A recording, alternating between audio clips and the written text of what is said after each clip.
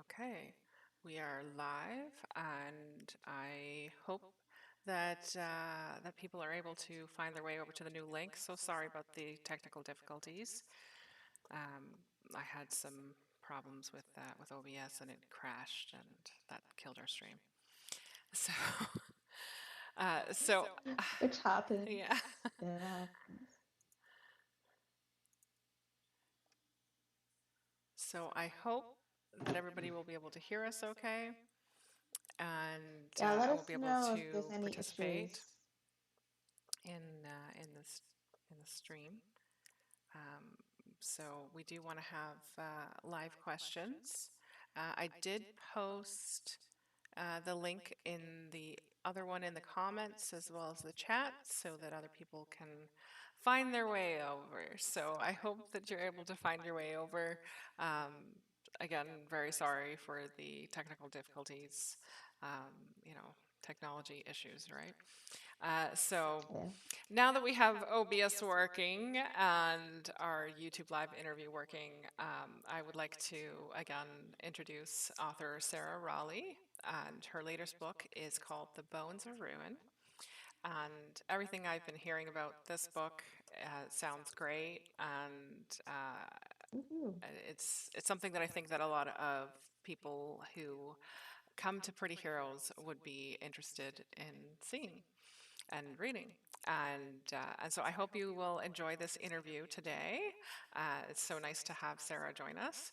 And I would like to start things off with just letting us know what inspired you to write The Bones of Ruin, and who do you think it would be a good book for?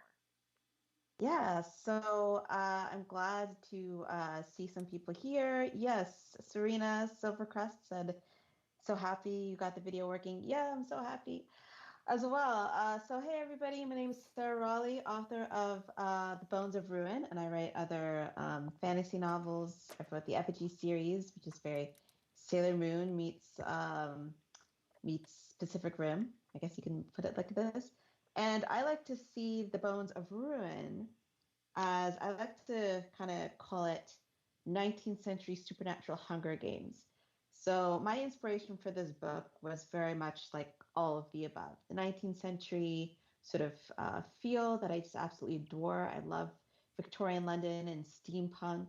Um, and this was very much inspired by those kinds of stories and the aesthetic, and also like the Hunger Games. So here you have Iris, who's an African tightrope dancer who works at a circus, and she has the supernatural power. She can't die. So she has no idea why. And she ends up being embroiled in this tournament to the death, really, in supernatural, in Victorian London against all of these other supernatural people. So it has that X-Men element, and X-Men was definitely an inspiration. So if you're into people with powers, if you're into, an ass-kicking heroine, steampunk sort of aesthetic, Victorian London, and also a bit of social commentary, then I think The Bones of Ruin is definitely for you. It's for 14 and up. Um, so if you're 14 and up, you can buy the book anywhere where books are sold. And there's also an audio version, which I, adore, but I haven't gotten through all of it yet. But Okay. All right. Thank you so much. That already kind of whets my appetite for hearing some more about this book. So I would love if you could start with a little bit of a reading, and then we'll go into general questions. And anyone who is watching live, feel free to add your questions into the chat at any time, and I will start reading them out after the reading. awesome. So I'm going to read from the prologue of The Bones of Ruin. Let me just get there. You'll excuse me, I can't do a French or English accent, but I will try my best. Before the Cataclysm. And I love this font, this type font, and the formatting. Simon & Schuster did a great job. So before the Cataclysm. October 1st, 1884, 925 days since the Spring Day Massacre. A second set of knocks on the front door once again interrupted Adam Temple's very important business. All right, Adam muttered, closing his hooded eyes as he stayed his hand. Ever the persistent one, that woman. But it was no more than a minor annoyance. With the rain beating the arched windows and the wind howling in the darkness outside, providing shelter to his esteemed visitor came first. It's what a gentleman would do, even in this situation. Indeed, he'd given his servants the night off, so the door was his to get. Straightening up, he casually tossed his bloody knife onto the mantel of the roaring cast iron fireplace. He looked fondly up at the golden framed portrait of his mother, the Baroness, hanging above it. She had been a puritanical woman, lovely and stoic, her braided brown hair muted by canvas oils. Her authoritarian gaze aimed daggers at him. Now, don't look at me like that, mother, he thought with a little grin before heading out into his foyer. The rapping on the door made the crystals of the chandelier above him jingle brightly like bells, their light dancing along the dark carmine walls. To his left, a clay bust of his father, John Temple, cowered in the corner behind the twisting wooden staircase, but Adam spared no time for it. He would return to him later. The rapping had evolved into a frenzied pounding. How typical of Madame. Don't be so impatient, Violet, he whispered, as his hands reached for the knob. The opened door revealed a beautiful woman standing in the granite threshold of his family manor, a woman who tried very hard the moment she caught sight of his blue eyes to transform her frustrated scowl into a pleasant, welcoming smile. Madame Violet Belrose was the very vision of a lady. Not a splash of rain had touched her long black gloves, nor her burgundy overdress, the same color as her gathered up hair, because her servant, a dreadful looking man, soaked from head to toe, with the expression and pallor of a corpse, held up a black umbrella to keep her dry. Her skirt fell straight at the front, but draped elaborately at the back and billowing majestically below the waist as she crossed the doorway. Well, she said, her own pearl-colored parasol and unopened decoration in her hands, isn't it always lovely to visit Yorkshire at night? Her French accent was as solid as the pearls draped around her neck. She turned to her servant. Pierre, you'll wait outside, won't you? She didn't wait for an answer before she slammed the door in the wet man's face. The wind and rain raged on behind it. And now they were alone. My, the weather is just terrible. She inched closer to him, her boots crisp against the marble. Feels like the end of days, doesn't it? Adam wasn't surprised when her slender fingers found his cheek sooner than he could blink, caressing his jawline up to his admittedly very unkempt black hair. The first time he'd met her 7 years ago, his father had entertained her in his manor. Adam was 14 at the time, home from Eton, and she more than a decade older, but he could feel the illicit hunger in her eyes for him even then, and as sure as he could now. It wasn't a particularly pleasant experience or an unpleasant one. Her touch never shook his heart one way or another. Dealing with Madame Belrose in any capacity required care and the utmost precaution. She was one of the more intelligent members of the committee, after all. And while all the members could brag of wealth, power, and an impressive body count, not all could boast of superior intellect. When in the presence of Madame Belrose, it was imperative that he be in complete control of himself. He was balancing on the edge of a knife. So that's about half of the prologue of The Bones of Ruin, and I think the audiobook probably the narrator reads a lot better than I do, but if you're interested, pick it up wherever books are sold, or you can read the ebook, the hardcover, or the audiobook. Okay, that sounds great. Um, so I want to first call out one of the comments in the chat from Serena. She said she got your book from Chapters, and she's at chapter 44, and that it's so good. She's loving your book. Thank you, Serena. So glad. I'm glad that the book is out there and that people are reading it and enjoying it. Yeah, it sounds great. And so our first question from Serena is, did you have any say on the design of the cover? The cover artist is amazing. Khadija, she's a Malaysian artist, and I didn't have all of the say, and that's usually quite rare for artists. But my editor, Sarah McCabe, who's amazing, did give some point, some you know information about the cover and ran some things by me. And when I saw the mock-up, I was just blown away. I love this cover to death.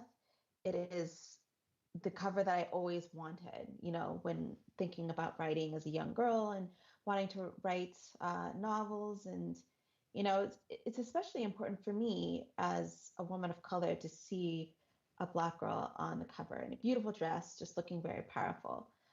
Because there was a time when, people would say, well, Black girls on covers don't sell. And I'm glad that the publishing industry is kind of challenging that mindset right now. Absolutely. Sorry. I'm having a bit of a problem with my mute button. Um, so yeah, I love the cover too. I think it's very powerful and magical, and there's a fierceness to it, and I really love that the energy that it has. So that's really cool. Um, Hmm. And the and color scheme, love the yeah, color scheme. yeah, the color scheme is really interesting. Though I'm sure it would be very dangerous to tightrope walk over a burning city. Yeah. Maybe less dangerous if you can't die. You probably, probably. Yeah. Um, so um, let's go back a little bit, and if you could tell us, how did you get started as an author? As an author, well, I always loved to write since I was a kid. And I think for me, just reading a lot and consuming a lot of stories. And I say that in a broad sense because I think a lot of people become writers because they want to be storytellers. But books aren't the only thing that can inspire someone to be a storyteller. I read a lot of manga. I watched a lot of anime like Sailor Moon, like Fushigi Yugi, um, like Naruto, and all kinds of things. I played video games like Kingdom Hearts, and just the epic scope of these stories and the fantastical scope really inspired me to be an author. So I started writing when I was, in high school, but I think I started very seriously writing when I actually started writing a lot earlier than high school, but I started seriously writing, I think, as I got older. And I actually started to believe that I could maybe get something published when I was an undergrad. So, taking a lot of English courses helped and just putting myself out there, being willing to be rejected, I think was a huge step for me. And yeah, it's been a journey. It's been a real journey, but I'm excited that I've gotten to this point, and I know the journey isn't over. There's still a long way to go and a lot of mountains to climb, and I'm excited to do that. Absolutely. So that sounds very exciting, and I'm sure it's very rewarding to be able to be published with work that you create and you put so much into. Mhm. Um, so I know you've written other books, but I don't know a lot about them, and I know that some of our audience might not be as familiar with them. So if they're reading The Bones of Ruin now, that's your latest one, so that's the easiest one to find. What would you think they should pick up next? Definitely the Effigy series, also published by Simon and Schuster. It is literally pretty heroes. It's about these girls called the Effigies that are kind of like the Sailor Scouts, really, or if you prefer the Japanese, the Sailor Senshi, and they're celebrities. So everybody knows who they are. There's no, cape or mask to protect their identity. So it's kind of like blending Sailor Moon with today's social media culture and sort of fandoms and how people sort of become obsessed with certain celebrities. And they battle these mysterious monsters called the Phantoms. Nobody really knows how the effigies sort of appeared, how the Phantoms appeared. That's really the main mystery of the series. But there actually appears a magical terrorist who's able to control the Phantoms at his will. So all of the girls who are very sort of in their own corners of the world fighting phantoms have to come together and learn to work together to get rid of this threat. And it was really exciting to write. I was inspired by Sailor Moon Crystal and just the idea of, oh, Sailor Moon's coming back. And so I started to write this. And, if you're into all of the stuff that I'm into and all of the stuff that I think Pretty Heroes represents, then definitely the Effigy series will be for you. So the first book in the Effigy series is Fate of Flames. And the second book is called Siege of Shadows. And the last is Legacy of Light. Okay. I'll be sure to update the description after the interview is concluded. Um, so, uh, obviously, you write about a lot of strong female characters, which is very Pretty Heroes themed. Um, Yeah. so, what are some of your influences when you are developing these kinds of characters? Definitely just all of the strong heroines that I grew up with, in terms just in narratives, right? Like Buffy the Vampire Slayer, again, Sailor Moon, all kinds of heroines, but also women in my life and just, you know, Black women in general. Both of the main heroes of the Effigy Series and the Bones of Ruin are women of color. And, I think women of color have shown a lot of resilience just since forever. And I really wanted to show that in the books. So, you know, there's always a little bit of social commentary in my books. And it's always from the perspective of trying to empower the heroines and trying to show, their strengths and their weaknesses, but just the importance of, even if you fall, you can pick yourself back up because that's something that I've learned in my life. Okay. So let's segue over into if you could give your younger self any advice, what would it be? Man, I would say, I mean, I would give a lot of advice, but I think I would say your path is your own and not to look at other people. There's always a lot of comparing. And I think especially in today's social media world, it's all about Instagram, it's all about visuals, it's all about, who has the better life, or at least what looks to be the better life on an Instagram page. And, you never know what's going on in someone's life. But the most important thing is your path is your own. Your path to success, career success, personal success is your path. So don't compare yourself to other people. Don't worry that, oh, you're a certain age and you haven't done this yet, or, you don't look like so and so, or, your work isn't as highly regarded as somebody else's work. All those things will come if that's, in your future. But you have to work on you and not look at what somebody else is doing and be proud of yourself for who you are and, where you're headed. I think that's really important. And I think I would have loved to have received that advice when I was younger. I think that's great advice for anybody, and no matter what age they are, because I think we No all matter go what through, age. I think we all go through challenges and trials and questioning if we're at the same level as other people. And then Hmm. we forget to, recognize that we all have our own paths and they're not all going to look the same. Absolutely. We're not all walking tightropes, of course. Um, so, when did you feel that you could really identify as a professional author? um, actually wasn't until the Effigy series was published. I published another book before then, but it was through a much smaller press, and you know, it was a different experience altogether. I think that also the imprint that I published under kind of went under, like literally just ceased to exist about a month after I published, which unfortunately happens when it comes to some very small independent publishers. Um, but when I published Fate of Flames, I really felt like, wow, because I saw my book on bookshelves.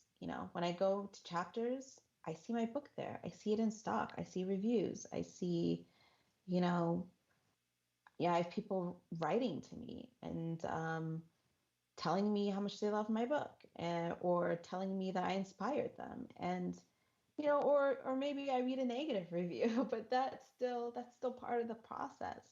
So when I published under Simon and Schuster, and they gave me that platform and that opportunity, and I really started to see my books on shelves, and doing interviews and things like that. That's when I really started to feel like, okay, like I'm doing this professionally now, and that was a cool feeling. That's awesome. Um, so, how long does it take you on average to write a novel? I think, oh man, I wonder if there is an average, because there's some books I feel like you can probably write them in a month, even if it's like a 90,000 word, book. But that doesn't count the time that you spend like worrying about it and having anxiety over it.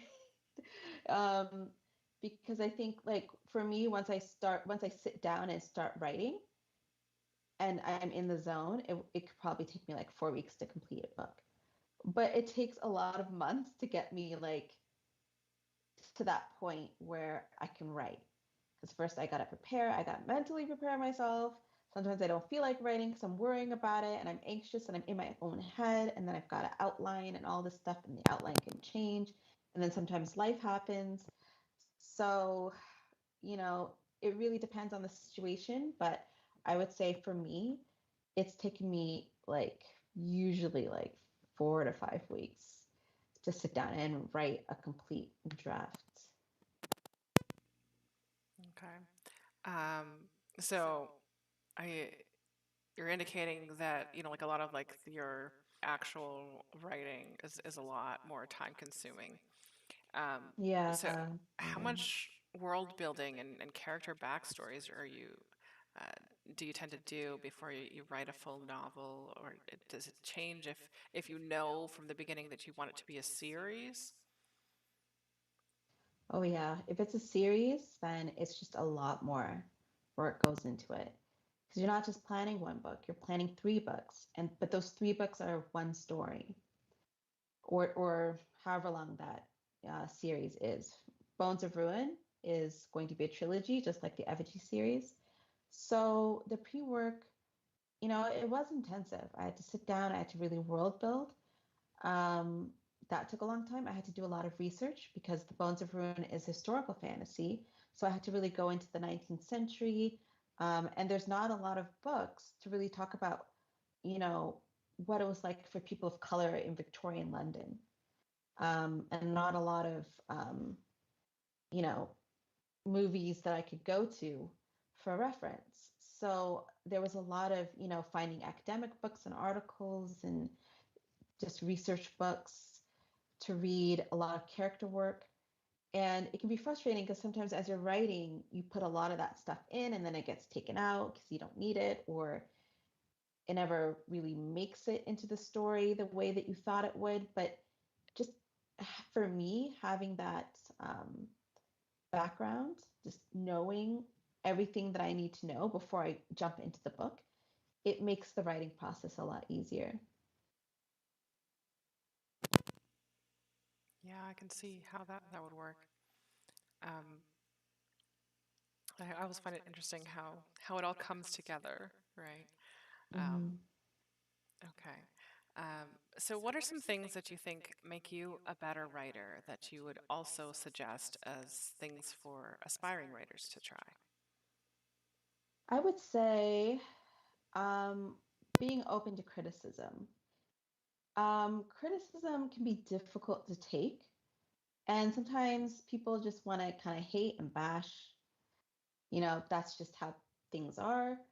But being open and being able to have a thick skin and say, okay, how can I use this to make me a stronger writer? How can I use this feedback? How can I just sort of take away the bite and just look at it as objectively as possible? And then you might start to see, as a creator, you might start to see that feedback as something that can really help push you to your next level. So instead of, letting negative feedback or critique stop you in your tracks, let it empower you.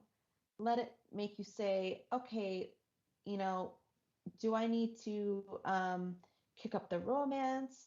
Let me read some books about, writing romance. Or do I need to kick up the world building?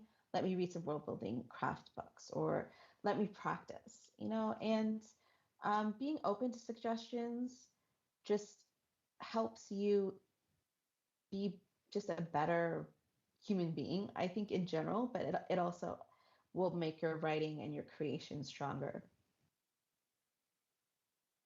Okay, excellent. Um, so let's kind of dig into the nitty gritty a little bit more. Um, so obviously you have your pre-work, your research, your world building, and then your writing. But then of course editing comes afterwards. What kinds of things do you tend to cut from your writing when you're doing that initial self-editing? The initial self editing, well, I think it's usually just, if the plot changes, because with the first draft, I'm concentrated on just getting the plot finished and getting the story finished. And sometimes the plot can change. Sometimes, you know, there's an extra bit of world building that I need to do in order to make some element make sense. So that's where the self editing comes from, me going back and sort of changing things. If I need to foreshadow something and it hasn't been foreshadowed yet, I can go back to the earlier parts of the draft. Um, and I just try and make the draft as clean as possible while knowing that it's a shitty first draft. Just like all first drafts, it's going to be changed anyway with bigger sort of um, those bigger framed changes, those global changes, you might want to call it. But I just try and make sure that the story flows as much as possible, that everything makes sense. Um, and then once the draft is finished, then I can go into, you know, the nitty gritty of making this a good story. Okay, thanks for sharing that with us. Um, do you hide any Easter eggs or secrets in your books for clever readers to find? For the Bones of Ruin, I think there are um, a few Easter eggs if you've read the Effigy series. And I'm definitely just gonna, I just decided to do that. And I don't know how many people caught it, or if they did, or if they didn't. I haven't really gotten much feedback on that. But it's something that I want to continue to do, just sort of putting character references, various other Easter eggs from the previous series into the next series, and sort of continue that on building so that anyone who becomes a long-term fan of my work will be able to sort of recognize things as we go along on this writing journey. It's always fun to try to find all of them. Yep. Um, so how do you choose the names for your characters? How do you choose, like who they're going to be? The names, I should just use like baby names at, those kind of websites. Um, but I also just want to, sometimes I try to find, well, obviously I try to find names that suit and match the ethnicity and the culture of the characters, but names that sound good to my ears. Sometimes names that, if it's a sexy character, I want to give him a sexy name. But also names that I feel like are meaningful, like Iris, is a flower, but it's also refers to the eye. And, when I think of Iris's journey, she's somebody who doesn't know who she is. So that's the main sort of conflict that she has, that she doesn't know who she is. There's this sort of idea that there's a lot that she can't see around her, in terms of her origins, in terms of, you know, who who she is, who she needs to be, and how people see her, right? In terms of sight and perception. So I thought Iris was a great name for her.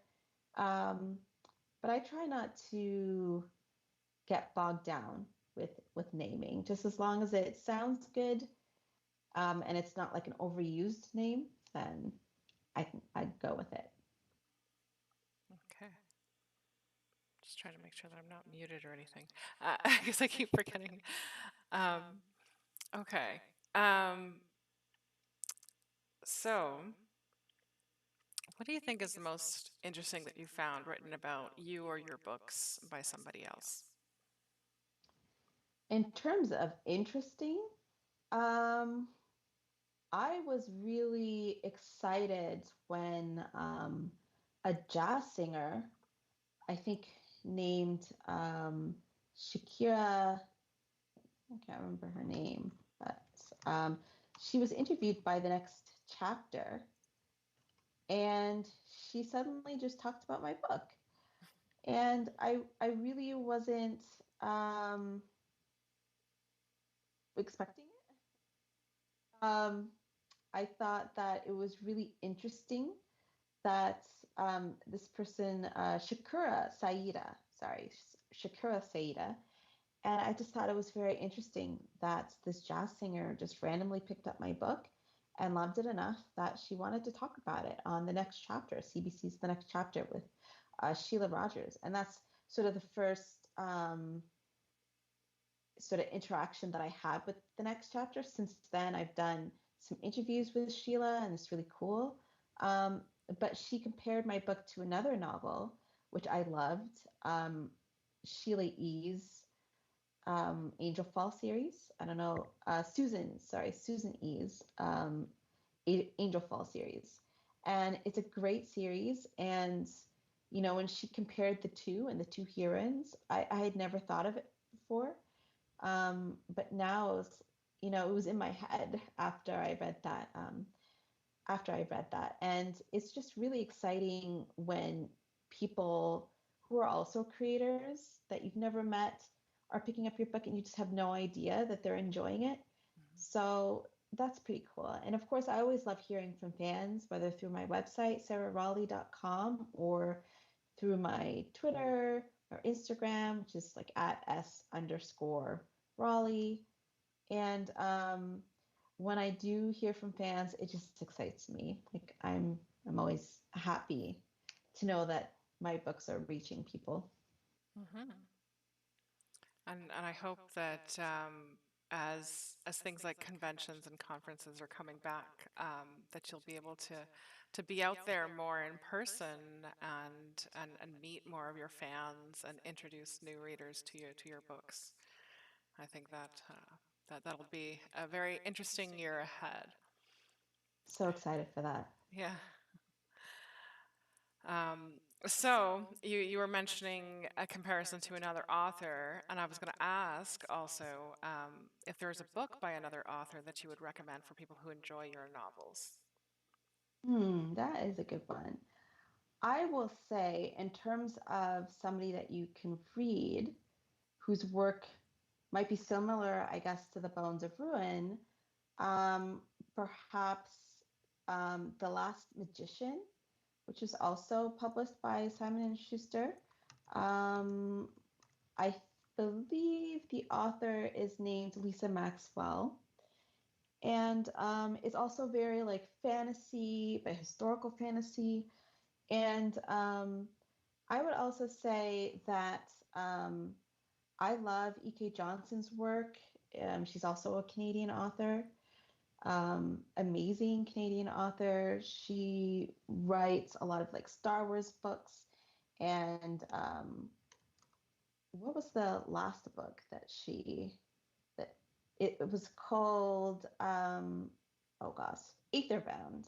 It's science fiction, and I'm not really like as much into science fiction as Kate is, but Aetherbound was so great, and I think she just embodies that, you know, fantastical girl power kind of thing that I do as well. So I would read them. Okay, excellent. Um, I also want to move on to writing process. So, has your writing process changed over the years? Do you tend to follow a certain pattern? Did the pandemic change some of your process? I think my writing process is largely the same. I still outline, I still, make sure that I'm world building and character building before writing the drafts. I think the pandemic did have kind of a psychological cost for a lot of people, especially when it first started, people not knowing what was going on. I think that it was just tough to create. You really had to dig deep inside yourself to sit down in front of the computer or in front of your laptop, whatever, and write. And but going through that has helped a lot. It's helped me, I think, become more resilient, and be able to, write even when things are kind of going haywire. And 2020 was definitely a haywire kind of year, but I wrote The Bones of Ruin during that year, so it was a test of strength, and I think it opened my eyes to what I was capable of. Okay. You sound like such an inspiring person. Thanks. I'm Um, an inspirational speaker. you can add it to your resume. Exactly. Um, so, where is the best place for people to find your books? Where they can buy them, or if they can get them from the library, ebooks, printed, audiobooks, whichever. Well, sarahrawley.com has all like a list of all of my books, foreign editions as well. The Effigy series has a French edition for anybody who's francophone, who's interested. Um, and it has all the links to where you can buy them. They're really available in any bookstore as a hardcover, paperback. If you go to Amazon or anywhere that sells audiobooks, Audible, you can listen to the audiobook of The Bones of Ruin, and there are ebooks available. So really, anywhere that books are sold. In terms of libraries, I've heard that some libraries don't really have it. So if you're interested in having the book available in your libraries, I really encourage you to go out there and just tell your librarian, hey, we'd like more books from Sarah Raleigh at the library, whether it's the public library or your school library, and those are available for order easily. Like just let Okay. your librarian know, and they'll be able to get it in. Okay, great. Do you ever go into bookstores and just sign your books? Yes, and I've done that less, unfortunately, with after the pandemic, Yeah. but I'm still planning to do that with the Bones of Ruin. I did that throughout, the Effigy series. I would just walk into a bookstore and just sign a bunch of copy, and they would slap a sticker on it, signed by the author. And then I would obsessively go back and see like how much of the stock had sold, which I'm not going to do that anymore. But um, yeah, it's always fun to like actually like go into the bookstore and physically sign things, Mhm. and to see people buying your books. And again, hopefully the pandemic situation will kind of you know figure itself out, and I'll be able to meet people face to face again, meet fans. Mhm. Okay, we got another question from the audience. How did you come up with the name Rin? Rin, yes. Rin is just a cool name. And it's from Olarinde, which is Yoruba. and actually goes into Rin's uh, Yoruba, by the way, is culture within Nigeria, a country where I'm from, and it goes into Rin's background. Rin is just the short form of her longer name, but she is from Africa. But even though she is a Yoruba person from another sort of region in Africa, she became a Dahomey Amazon. Now, the Dahomey Amazons were in the 19th century a warrior group of women in Africa of the kingdom of Dahomey, which is now present day Benin. And if anybody has watched Black Panther, the Dora Milaje, who were like the black sort of the black female warrior women of Wakanda, they were actually based off of this real life military group, all female military group. Um, so the Dahomey Amazons fought for the king of Dahomey, and Olarinde is also a Dahomey Amazon who sort of goes to London with this quest to find Iris and bring her back to the kingdom of Dahomey. But she's not actually from Dahomey. She's from, Yoruba land. So we will learn more in the second book, her history, and what it means to be a Dahomey Amazon, what it means to be a girl warrior. But, it's not all roses, right? Like she was kind of conscripted forcibly, conscripted into this warrior regiment. So when we think of this all girl power sort of military group, we think, oh, that's super cool. But then there's also this darker side in which children were often like kidnapped and forced to be warriors. So her name is significant, and she will feature a lot more in the second book as well. Okay. That's a lot of information, and it sounds really interesting. I would love to hear more about those warrior women. They sound fascinating. Um, Well, if there's any more questions from the audience, please do enter them into the chat now because I think we're going to start winding down very shortly. Um, so I don't know if there's some strong female characters that, like obviously you've said you've had some inspiration from Sailor Moon and anime and different things. Um, but are there like particular ones that really grab you right now that, like your mm. top recommendations of ones that people should check out? In terms of fictional works, It can be fictional, it can be real people, either. uh, I'll stick to fictional, and I'll say that Iron Widow is a great book. I think it's trending everywhere right now. It's a great book by Jiren J. Zhao, and just an amazing, like, they're an amazing author, and they wrote this book, also Canadian author, so keeping it in Canada, although I think they're from Vancouver, so from the West. And I loved Iron Widow. It definitely has, it takes place in kind of like feudal China, very girl power in terms of, a woman who is sort of fighting against gender norms, fighting against stereotypes, but also piloting like these giant mechas and trying to survive, fighting these monsters beyond, the veil, and all this stuff. It's really cool. And to see a character like that, I think, there's a reason why this book is so trendy right now and why a lot of people are really like getting into it, because it really addresses a lot of things to do with gender constructions and, what women are capable of. And so I would really recommend that book. Yeah. Okay, excellent.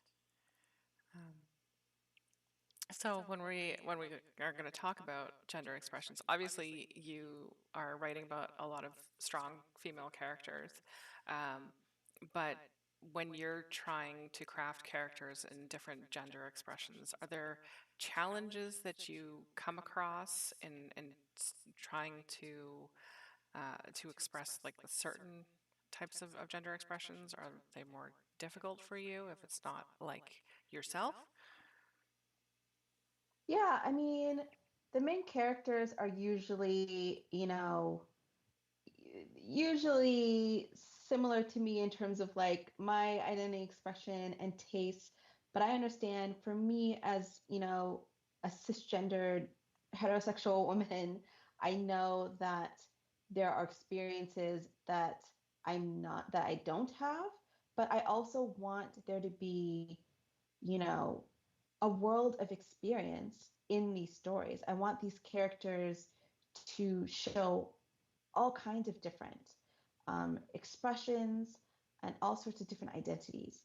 So you have, a lot of racialized identities, identities along, the gender and sexual spectrum. And that's just, obviously when it comes to me and writing characters that aren't of my, nationality or race or sexuality, for me, it's just about understanding that everyone's a human being. And that's really the point. Sometimes I kind of question why it's so difficult for people, when I hear somebody say, oh, I don't know how to write a black character. And it's like, well, we're not unicorns.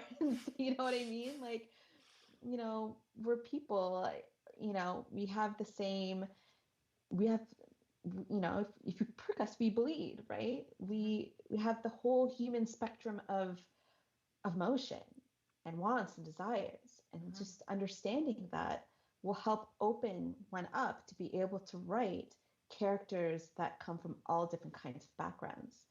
And just living in a multicultural area, having and a diverse area, understanding the importance of diversity, interacting with you know diversity in my everyday life as a teacher, as a friend, as a family member.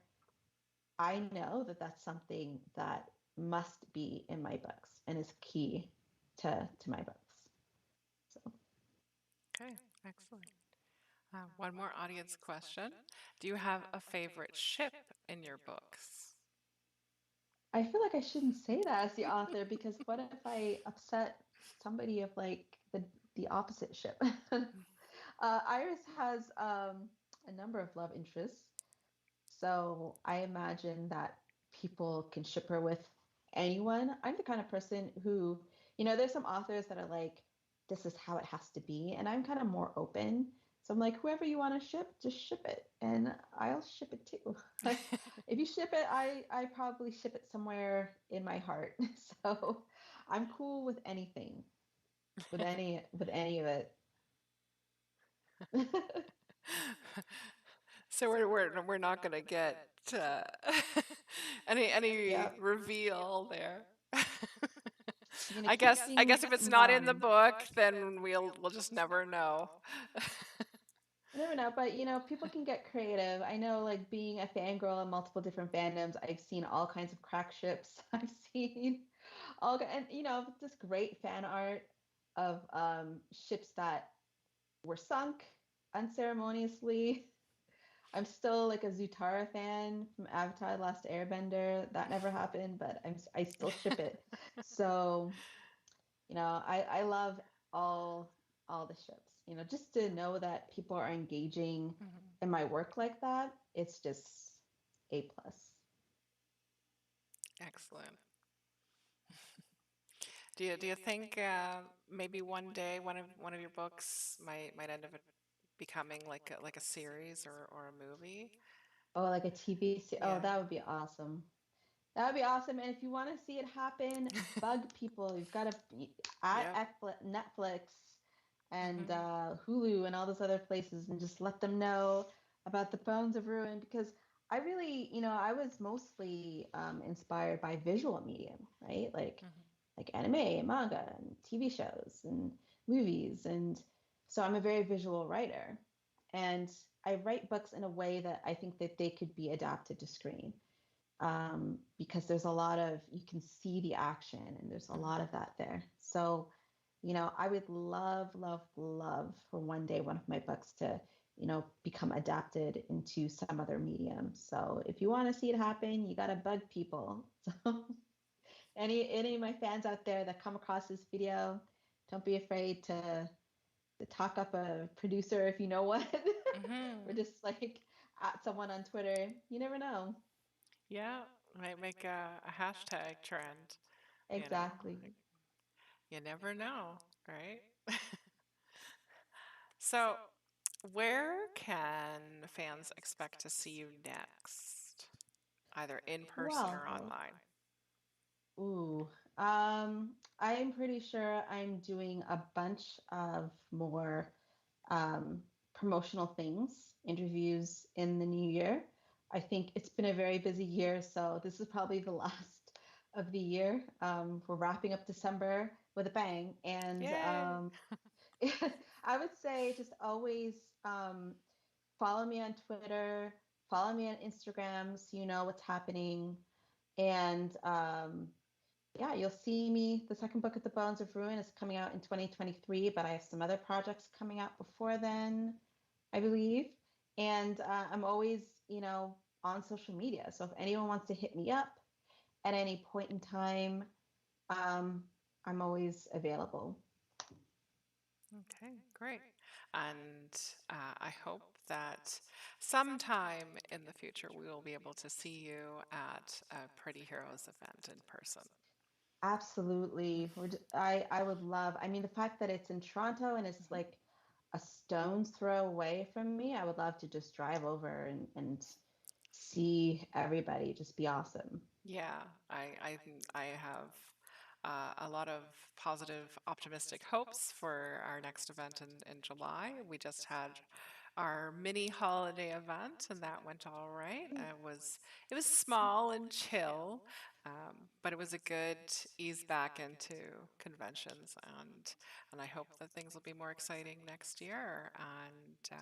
And if you're able to join us, we would certainly be happy to have you. Absolutely. I'd be happy to go. So, do you have any final thoughts to share with the audience? Just thanks everybody for who caught this live, anybody who will come across this in the future. Thank you for your support. It means the world to me, as an emerging Canadian children's author. And yeah, buy The Bones of Ruin everywhere where books are sold.